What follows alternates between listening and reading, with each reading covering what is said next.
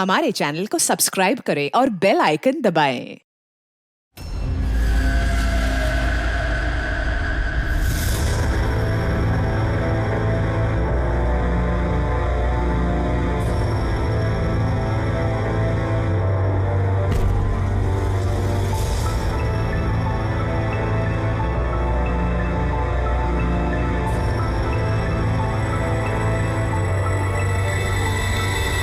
कैसे हुआ ये सब?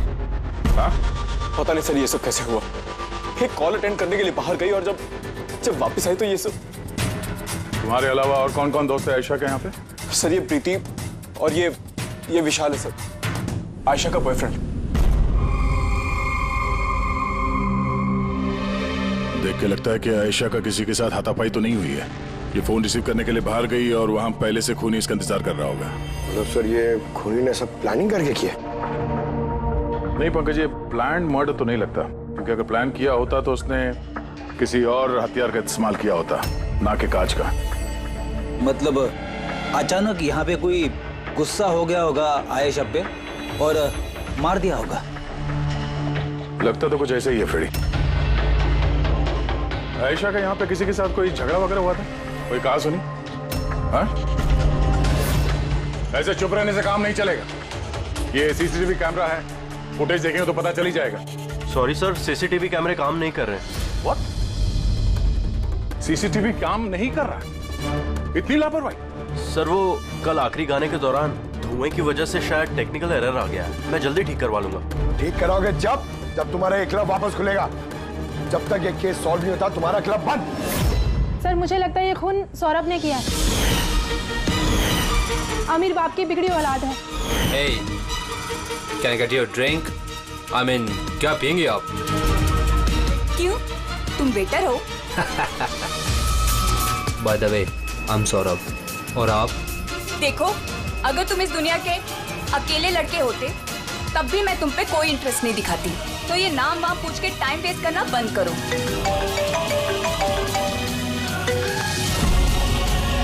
और जब आयशा ने उसे टेढ़ा जवाब दिया, तो वो गुस्से में उसके पीछे पीछे बाहर तक गया था। सौरभ कहाँ?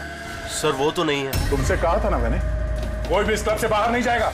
सर जाने नहीं दिया, शायद वो जुर्म करने के बाद ही चला गया, आयशा के अंदर आने से पहले। आयशा और सौरभ बाहर किस तरफ गए थे? सर उस तरफ।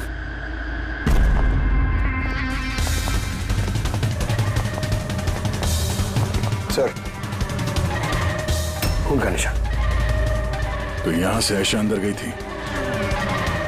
आगे देखते हैं। सर ये यहाँ भी खून के धब्बे हैं सर। पंकज, नो नो, इतना सारा खून और ये कांच के टुकड़े। लगता है आयशा पे हमला यहीं हुआ है। Sir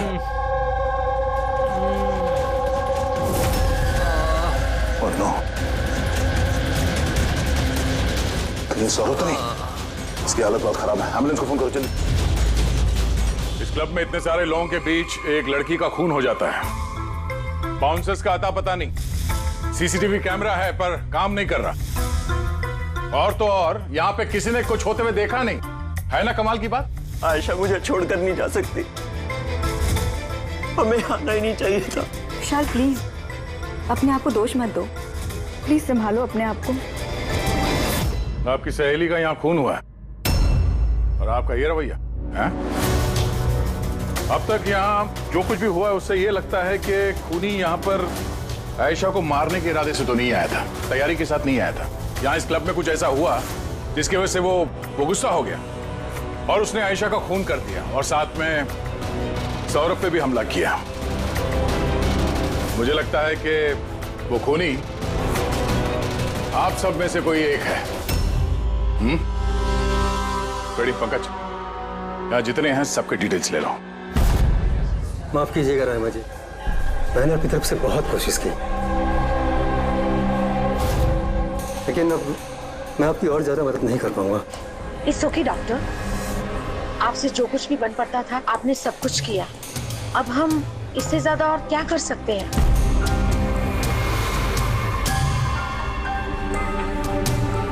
What happened, doctor? आप ठीक है ना? Yeah, I'm fine. अनईजी सा फील हो रहा है। Excuse me. कहाँ जा रहे हैं आप? मैं जरा वॉशरूम होकर आता हूँ। तनिषा, आयशा की मौत से पहले तुम्हारी उसके साथ फोन पर बात हुई है ना? तो क्या उस फोन कॉल के बारे में हमें कुछ डिटेल में बता सकती हो? सर, डिस्को में म्यूजिक लाउड होने की वजह से ना मैं ज्यादा कुछ सुन नहीं पाई। हाँ, पर उसको ये कहते हुए सुना। क्या हो रहा है, बता क्यों नहीं रहे हो? दर्द हो रहा है क्या? डॉक्टर के पास लेके जाओ। ये क्या कर रहे हो तुम? मतलब आयशा ये सब उस खूनी से कह रही थी? सर, उससे भी ज्यादा हैरानी की बात तो ये है कि आयशा का खूनी उसे कह रहा था वहां से भागने के लिए। बड़ी अजीब बात है। खूनी आयशा को भागने के लिए कहता है और आयशा को खूनी की चिंता है। तनिषा एक बात बताओ, क्या उस आवाज को पहचान सकोगी जिससे आयशा बात कर रही थी? नहीं सर। सर, लेकिन अगर खूनी को आयशा की इतनी चिंता है तो फिर उसने उसे मारा क्यों? वही तो, खूनी को विक्टिम की चिंता है और विक्टिम को खूनी की चिंता।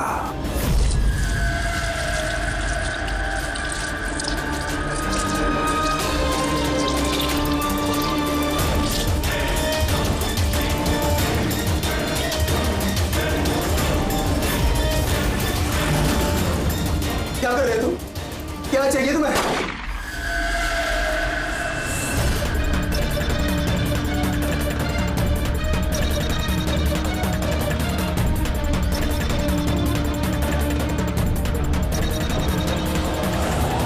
गन?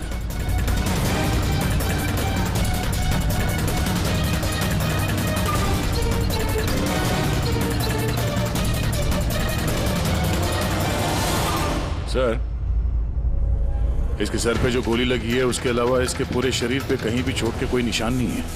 ऐसा लगता है कि खूनी अचानक यहाँ पे आके इन पे गोली चला दी। ऐसे हुआ होगा। ये देखो, यहाँ भी खून है। एक बात समझ में नहीं आ रही सर, खूनी गन यहाँ छोड़ के क्यों गया? वो तो अपने साथ लेके भी जा सकता था गन को। वही तो बड़ी अजीब बात है कि खूनी ये गन यहाँ क्राइम सीन पर छोड़कर क्यों गया?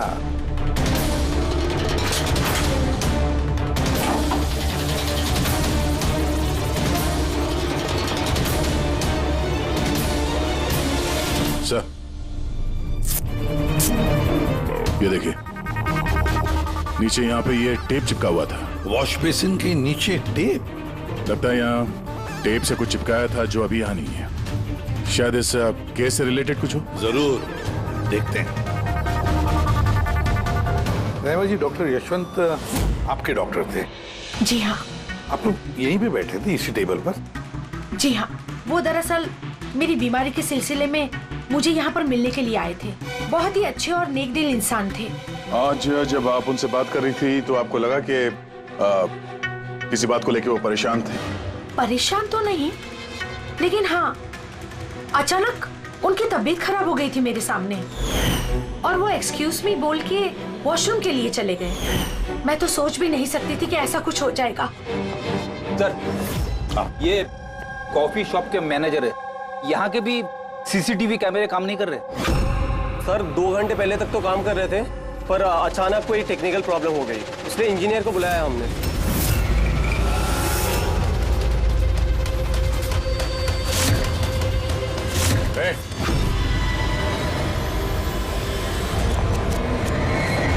रुको जरा यहाँ ना।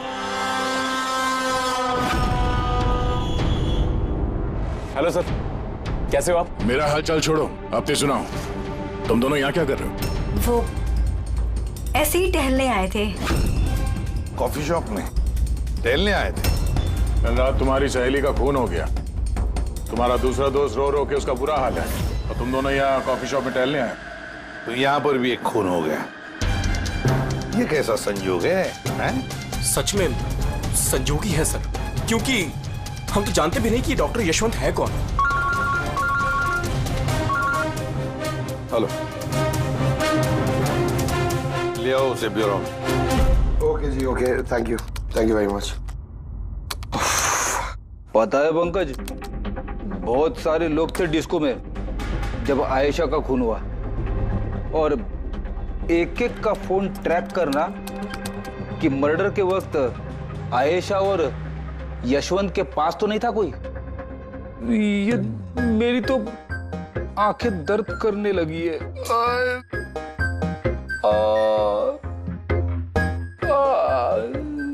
अरे ये साइलेंट को आंख पे लगाना बंद करो फ्रेडी सर। 50 और लोगों के नंबर है जिन्हें ट्रैक करना है, ये काम शुरू करो। ये क्या है? सौरभ, अब कैसी है तबीयत तुम्हारी? शरीर के जख्म तो आज नहीं तो कल ठीक हो जाएंगे सर, लेकिन जो मैंने उस दिन देखा वो शायद जिंदगी भर मेरे दिमाग से कभी भुला नहीं पाऊंगा। ना मैं कल पब जाता और ना ही मुझे आयशा की चीख सुनाई देती।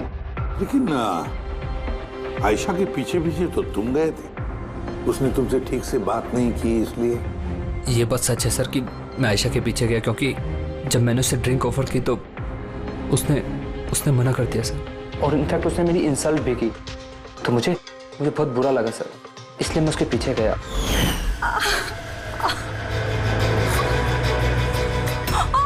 किसने किया ये सब? चलो तुमको हॉस्पिटल लेके चलता हूँ।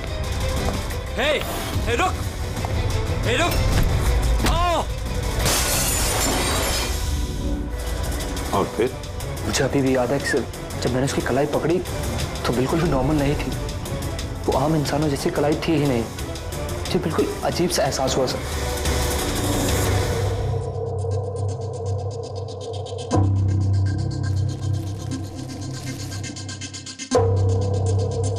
तो आप कह रहे हैं डॉक्टर साहब कि इस गन पे कुछ चिपचिपा सा लगा हुआ है? हाँ, और वो चिपचिपी चीज रबर टाइप की है, वो जैसे सेलो टेप में होता है ना, वैसा।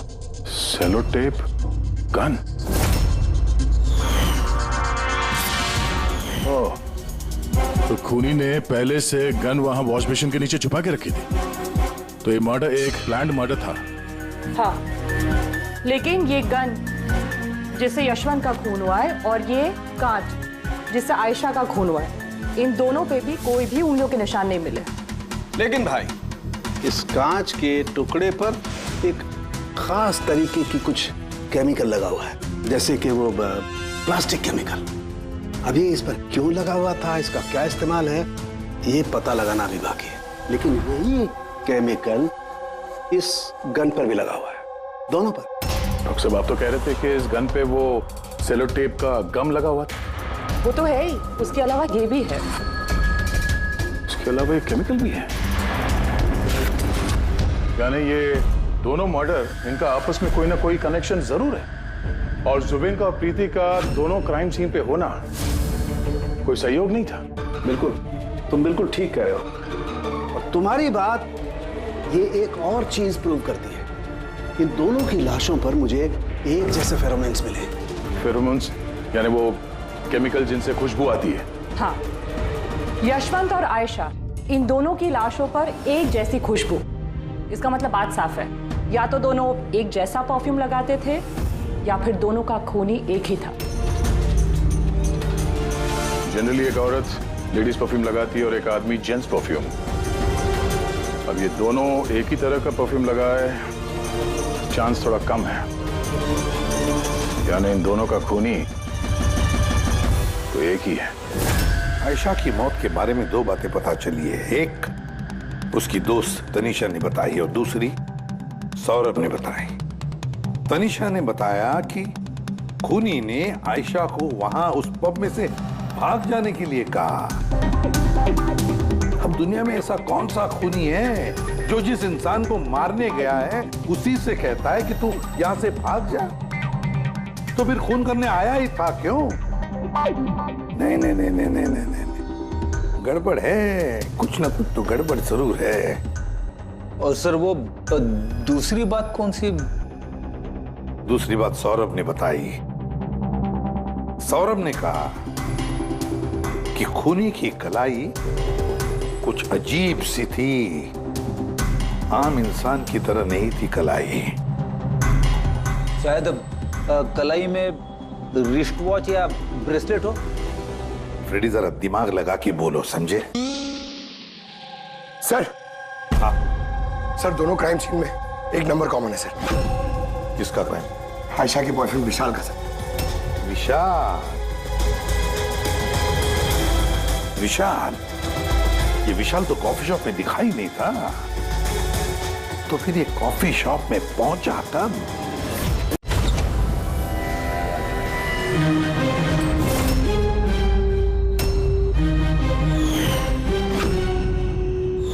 रहमा जी, आप और यहाँ? अब सर ये मेरा ही घर है, लेकिन आप लोग यहाँ पर कैसे? डॉक्टर यशवंत के खूनी के बारे में कुछ पता चला? रहमा, ये लोग कौन है? सीआईडी ऑफिसर्स हैं। सर प्लीज आप लोग आइए ना, प्लीज कम।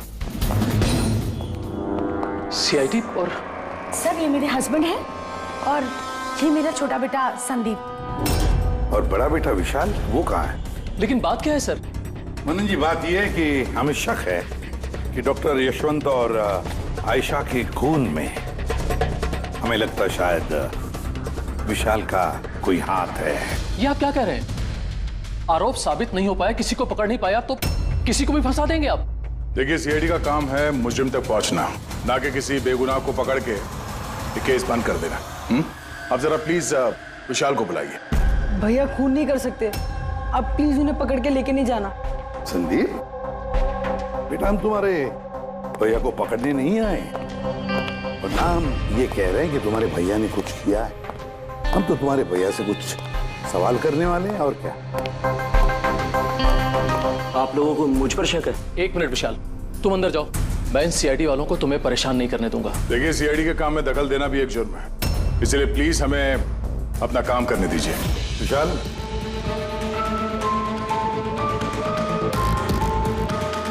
डॉक्टर यशवंत की मौत हुई थी कैफे में, और तुम उस वक्त उस कैफे में थे।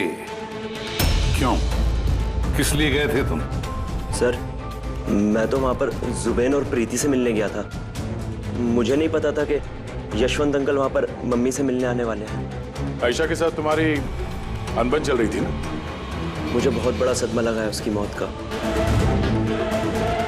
पता नहीं उसके बिना मेरी लाइफ अब कैसे कटेगी।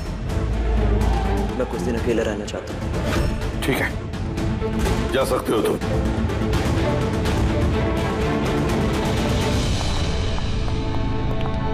अरे, आप लोग फिर से यहाँ पे भी? कभी कभी अपने घर पे जाते हो कि नहीं? हमेशा विशाल के आसपास ही नजर आते हैं। नहीं सर, ऐसी कोई बात नहीं है।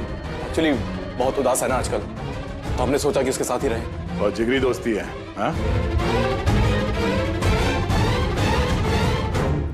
जुबीन, प्रीति, विशाल, कड़ी नजर रखनी पड़ेगी इन तीनों पर।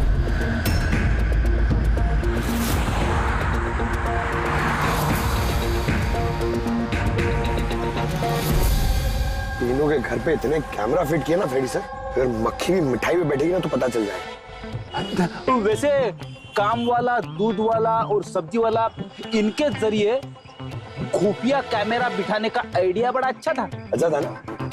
मेरा नहीं था, दया सर का था। अच्छा? हाँ, और उन्होंने हम दोनों को यहाँ बैठा दिया ताकि हम यहाँ का सीसीटीवी फुटेज भी रिकॉर्ड करें।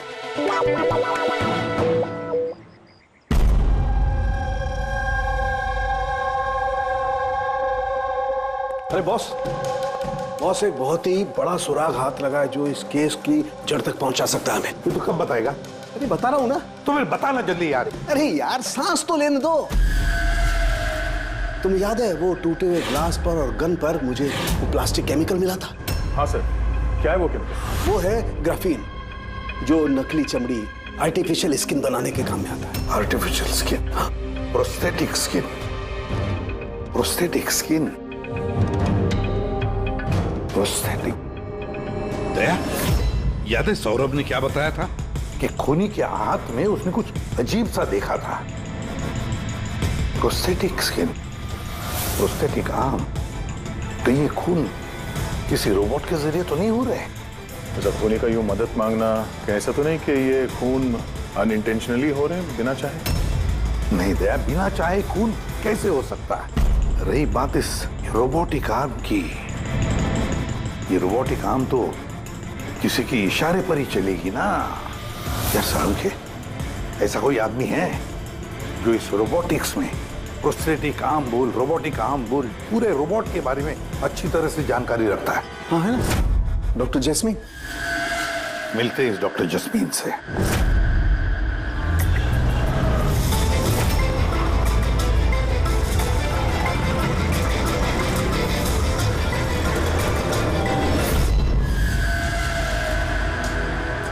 डॉक्टर जैस्मीन, हम ये जानना चाहते हैं कि अगर ये ऐसा वाला प्रोस्थेटिक हाथ लगाया हो, रोबोटिक आर्म, तो क्या वो आर्म, वो हाथ किसी दूसरे के इशारे पर काम कर सकता है?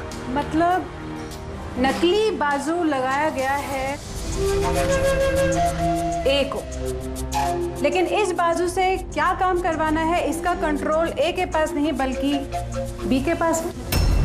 क्योंकि हमें शक है कि इस केस में खून अपनी मर्जी से नहीं कर रहा है, कोई और उससे करवा रहा है। सर, ये सुनने में जितना मुश्किल है दरअसल नामुमकिन नहीं है। जैनिश, जरा दामिनी को अंदर भेजो। हाँ, वही मरीज जिसका कल टेस्ट हुआ था। मरीज?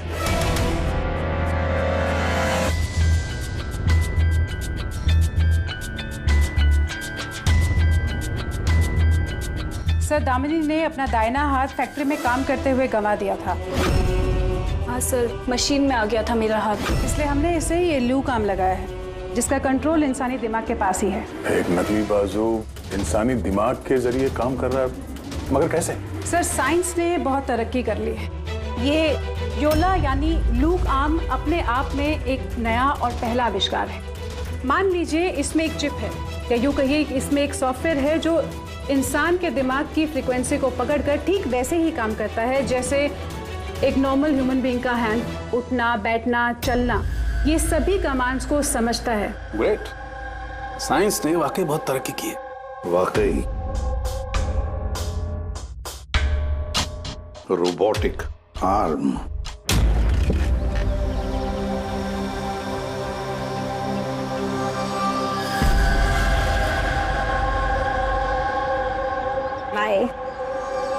वहाँ हक कर रहा है, इधर हम दोनों गाड़ी में बैठे हुए।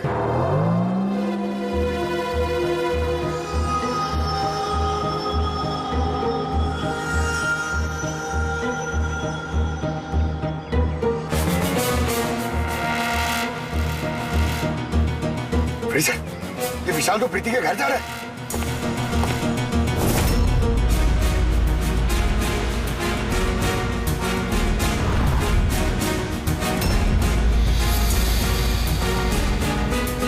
विशाल, तुम टेंशन मत लो, किसी को कुछ भी पता नहीं चलेगा। हम कोई ना कोई रास्ता निकाल लेंगे, ओके? ये लो, कॉफी पी लो।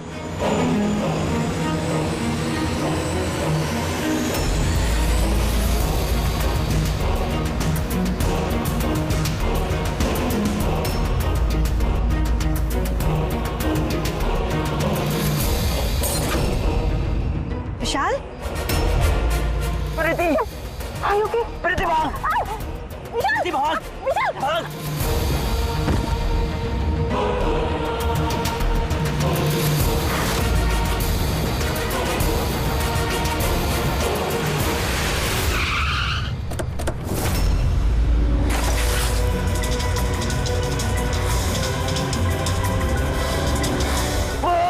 विशाल, नहीं, विशाल छोड़।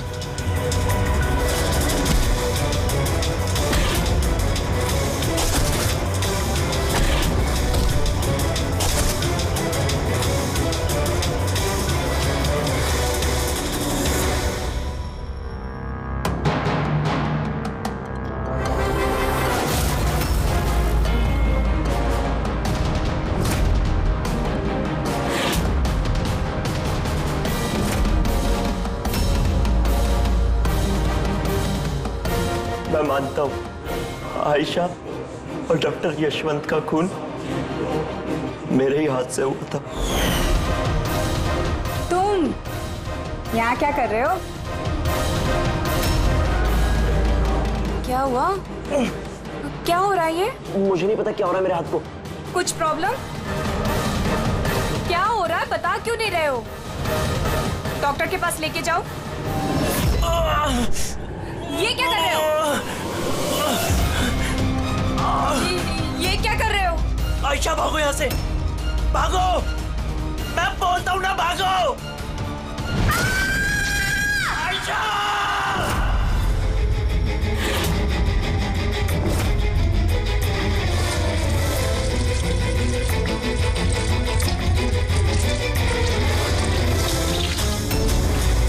डॉक्टर निकलो यहाँ से। क्या कर रहे हो तुम? डॉक्टर निकलो यहाँ से। क्या चाहिए तुम्हें? डॉक्टर यहाँ से जाओ। डॉक्टर देखो गोली भी चला रहे हो तुम। डॉक्टर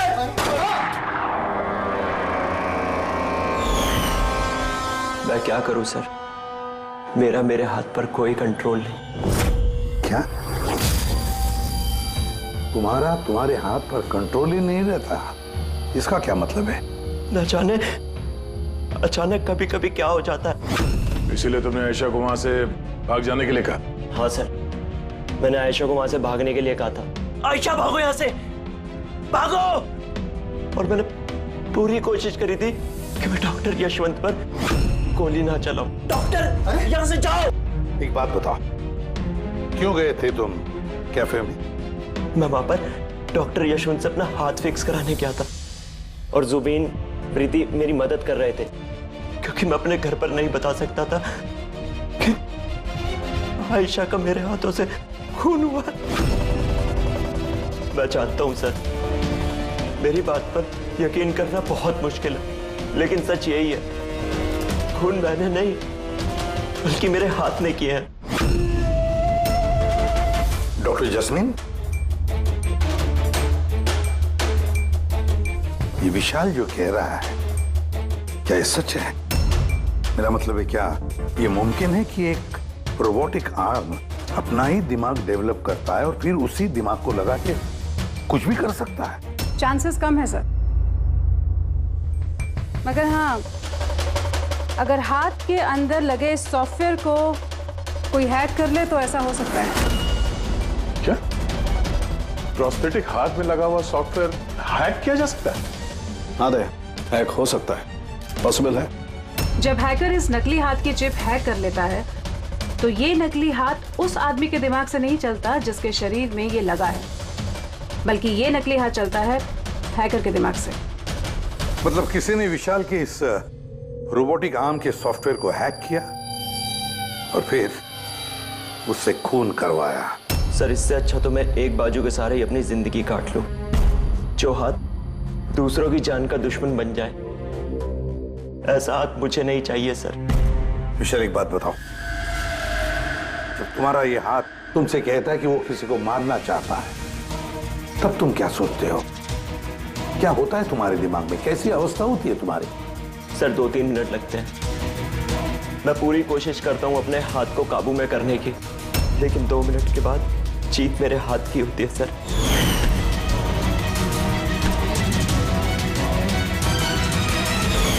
चिंता मत करो, अब हम तुम्हारे इस रोबोटिक आर्म के अंदर एक ट्रांसमीटर फिट करेंगे, जिससे हमें पता चलेगा कि वो किसी को मारना चाहता है या फिर किसी और से उसे इशारा मिल रहा है कि जाकर खून करो।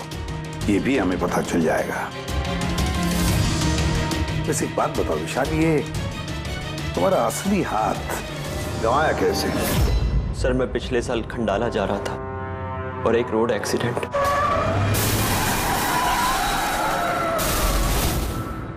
बस। जिंदगी में हमें कई बार इम्तिहान देना पड़ता है। सर, मेरे इम्तिहान तो खत्म होने का नाम ही नहीं ले रहे हैं। जब नकली हाथ के साथ जिंदगी जीने की आदत डाली तो उसी नकली हाथ ने मेरी जिंदगी बर्बाद कर दी। विशाल, तुमसे वादा करता हूं कि ना तुम्हें एक हाथ के साथ जिंदगी गुजारनी पड़ेगी और ना ही वो असली मुजरिम आजाद घूम पाएगा।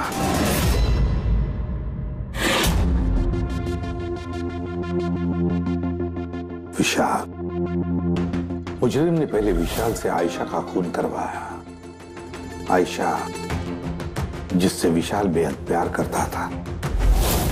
फिर खून करवाया डॉक्टर यशवंत का, जो विशाल की मदद करते थे। और फिर जान लेनी चाहिए प्रीति की, जो विशाल की दोस्त थी। सारे के सारे विशाल के शुभचिंतक। सारे के सारे विशाल के आसपास वाले, सब के सब विशाल के करीबी, तो फिर ये मुजरिम कौन हो सकता है? कौन हो सकता है ये मुजरिम? ये भी तो कोई करीबी हो सकता है, विशाल का करीबी। पंकज, विशाल के एक्सीडेंट के सारे डिटेल चाहिए मुझे, सारे के सारे। हेलो सर, मैं जसपाल, कंप्यूटर एक्सपर्ट। जी। कंप्यूटर हैकिंग जानते हो? बड़े से बड़ा कंप्यूटर हो या कोई सर्वर, चुटकियों में हैक कर सकता हूँ। रोबोटिक आर्म का सिस्टम हैक करना है, कर सकोगे? जी सर, बिल्कुल। ये रहे सारी डिटेल्स। हो जाएगा सर, और इसके लिए मैं ट्रेस राउटिंग का यूज करूँगा। Trace routing? जी हाँ सर, इस तकनीक के जरिए विशाल के आसपास के जो भी कंप्यूटर है उन्हें देख सकता हूँ। अक्सर मशीन के आखिरी में जो होस्ट नेम एड्रेस होता है वही हैकर का होता है। अच्छा। और ट्रेस राउटिंग के जरिए हम शहर के किसी भी इलाके में बैठा अगर हैकर होगा तो इजीली पता चल जाएगा। फैंटास्टिक। अब जिस किसी ने भी विशाल के रोबोटिक आर्म का सिस्टम हैक किया, अब हम उसके सिस्टम को हैक करेंगे।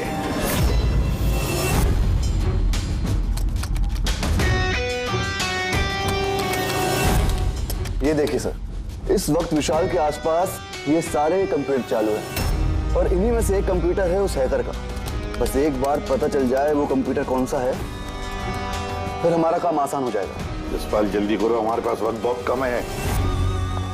विशाल ने आज मुझे घर पे क्यों बुलाया है? अंकल आंटी भी नहीं है और पता नहीं क्या बात है।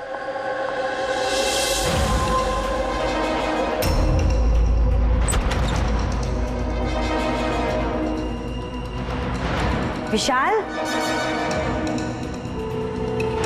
विशाल। प्रीति, यार तुम जानते हो तुम्हें मुझसे खतरा है, उसके बाद भी तुम यहाँ पे दोबारा आ गई।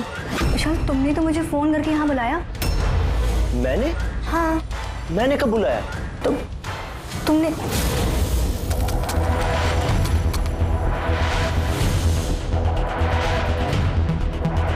वो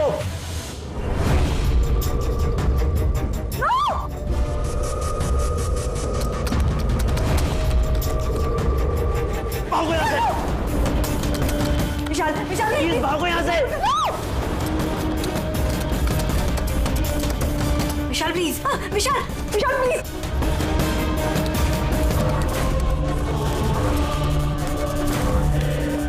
यस सर, उस हैकर की लोकेशन मिल गई है।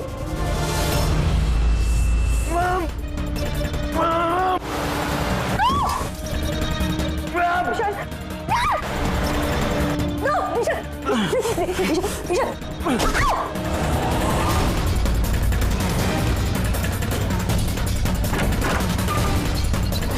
सर आप यहाँ पे।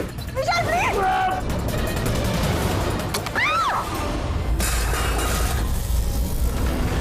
बहुत हो गई हैकिंग।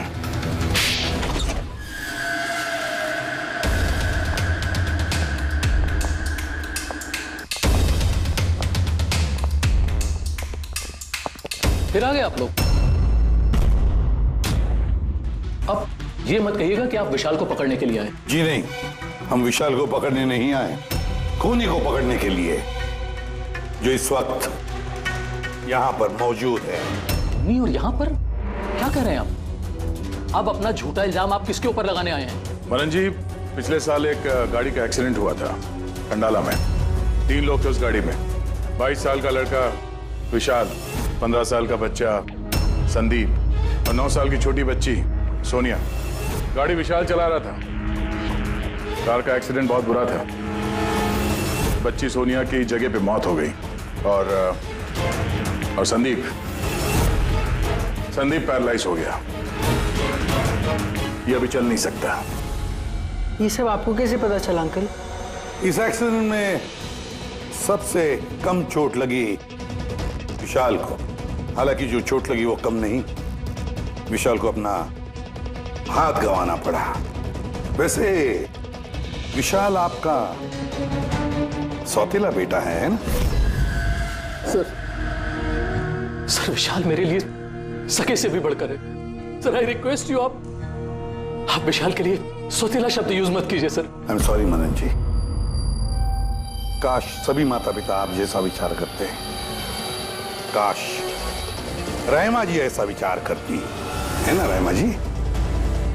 वैसे आपके मन में बहुत गुस्सा है ना विशाल के लिए, क्योंकि विशाल की वजह से आपको अपनी सगी बेटी गंवानी पड़ी और आपका सगा बेटा जिंदगी भर चल फिर नहीं सकता। आप क्या कहना चाहते हैं? हम क्या कहना चाहते हैं वो अभी पता चल जाएगा। पंकज,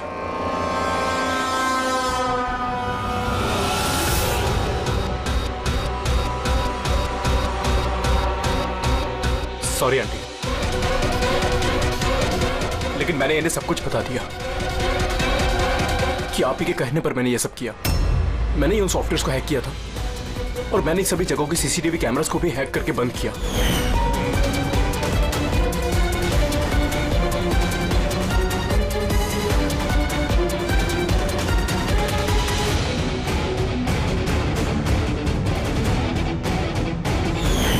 विशाल से बदला लेने के लिए पहले उसकी गर्लफ्रेंड को मारा, उसके बाद उस डॉक्टर को जो विशाल की मदद कर सकता था, उसके बाद प्रीति पर हमला। ये सब करने के लिए मुझे आंटी ने ढेर सारे पैसे दिए थे। सुबीन, तुम इतना गिर जाओगे मैंने कभी नहीं सोचा था। चलिए, सच्चाई अब आप सबके सामने आ ही गई है, तो मैं आप सबको यह भी बता दूं कि मैं तुम्हें मारने के बाद खुद मनन को भी मारने वाली थी, क्योंकि जिस तरह से मेरे अपनों ने चोट खाई है, मैं भी चाहती थी कि विशाल भी उसी दर्द से गुजरे, उसे भी उतनी ही तकलीफ हो। वो एक्सीडेंट था, एक गलती। गलती? तुम्हारी एक गलती की वजह से मेरी पूरी जिंदगी में अंधेरा छा गया। तुमने लापरवाही से गाड़ी चलाई और सजा किसको मिली? मुझे और मेरे बच्चों को। मम्मी, मैंने हमेशा तुम्हें मां नहीं भगवान समझा। अगर ये सब करके तुम्हें सुकून मिल रहा था तो मुझसे एक बार कहा तो होता, मैं अपनी जान दे देता। मुझे तुम्हारी जान नहीं चाहिए थी, मैं तो तुम्हें जीते जी दुख भरी जिंदगी देना चाहती थी। और आप सब मुझे दोष नहीं दे सकते, क्योंकि मैंने जो कुछ भी किया वो मैंने ममता के लिए किया। रहमा जी, मां इतना हल्का शब्द नहीं जो किसी औरत को मुजरिम बना दे। अरे मां तो वो होती है जो सिर्फ अपने ही नहीं दूसरों के बच्चों को ममता, प्यार और स्नेह से देखती है। विशाल भले तुम्हारा सगा बेटा नहीं था, लेकिन बेटा तो था ना, वो तुम्हारे परिवार का हिस्सा था। वो कोई मां अपने बेटे से बदला कैसा ले सकती है? हाँ? वो भी इस तरह का बदला। दो लोगों को जाने गंवाई पड़ी। नहीं रायमा जी, बहुत गलत किया तुमने, बहुत गलत। कानून तुम्हें कभी माफ नहीं करेगा, कभी माफ नहीं करेगा। कड़ी से कड़ी सजा होगी तुम्हें।